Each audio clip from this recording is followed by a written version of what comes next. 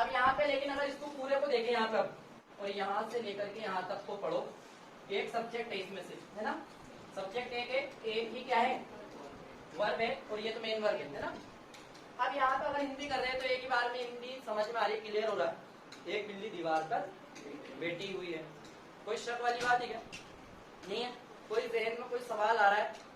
Clear हो रही है ना बात? बिल्ली दीवार पर बैठी हुई है, क्या ये अपने आप में जब बात पूरी हो जाए, यानी ऐसी कोई बात जिसमें काम हो रहा है, जिसमें काम करने वाला भी है, लेकिन बात एकदम क्लियर हो गई, अब दिमाग में कोई बेचैनी फील नहीं हो रही, वही तुम्हारे कोई बेचैनी फील, बिल्ली दीवार पर बैठी हुई है, बात अपने आप में क्लियर है, स्पष्ट है, अर्थ समझ में आ रहा है, तो ऐसा सेंटेंस, ऐसी बात जिसमें एक वर्ब हो एक सब्जेक्ट हो, जो अपना अर्थ अपने आप में पूर्ण कर रही हो, वो क्लोज ही होता है। लेकिन कैसा क्लोज होता है? Main close. और मेन क्लोज जो होता है वो अपने आप में क्या होता है? सेंटेंस भी होता है। आगे बात समझे। और मेन क्लोज को कहते हैं इंडिपेंडेंट क्लोज। क्या कहते हैं?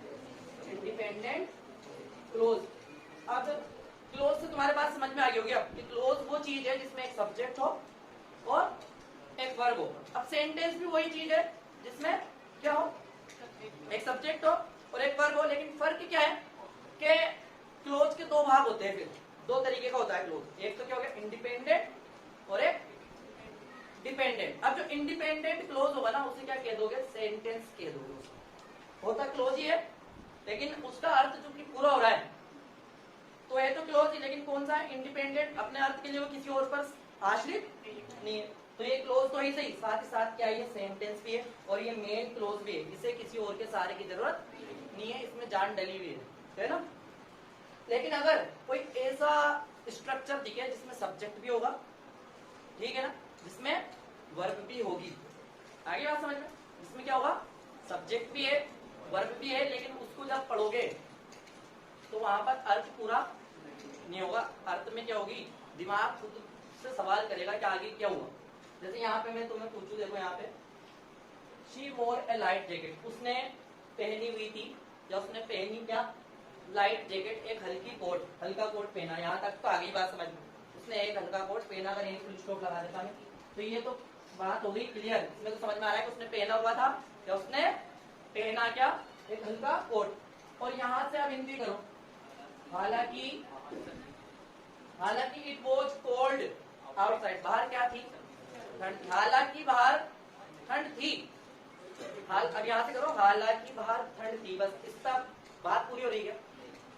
यहाँ से करो हिंदी, यहाँ से हालांकि बाहर ठंड थी, तो अब दिमाग ये खुद कह रहा है कि तो, है ना, तो अब जरूरत पड़ रही है एक और वाक्य की, जो इसको भी क्या कर दे?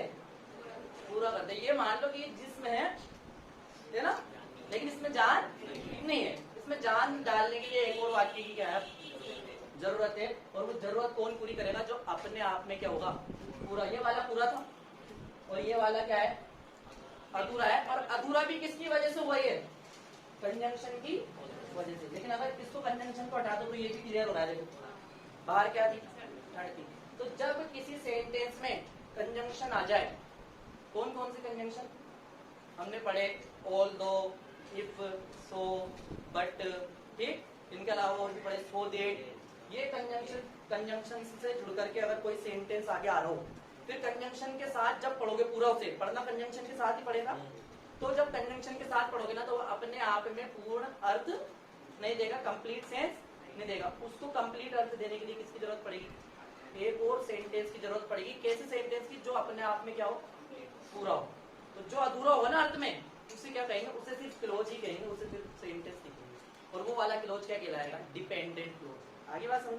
जैसे यहाँ पे अगर बात करूँ ना, ये वाले की बात कर लूं, ये वाला तो अर्थ पूरा दे रहा है, तो उसने हल्का कोट पहना, है ना, जो हल्का सा था, तो ये तो बात पूरी हो गई। ये कौन सा क्लोज हो गया? अगर बात करें मेन क्लोज हो गया, या फिर इंडिपेंडेंट क्लोज हो गया, यूं कह दो कि सेंटेंस हो गया। कौन सा? सिंपल सेंटेंस कहते हैं इसे को भी, जो अर्थ में पूरा हो ना, जिसे किसी और की जरूरत नहीं हो, जो अर्थ में अपना आप में पूरा हो, उसे सिंपल सेंटेंस कहते हैं, उसे मेन क्लोज कहते हैं, उसे इंडिपेंडेंट क्लोज कहते हैं। लेकिन अब यहाँ से हिंदी करो आगे की, ऑल दो के बाद से, हालांकि बाहर क्या थी?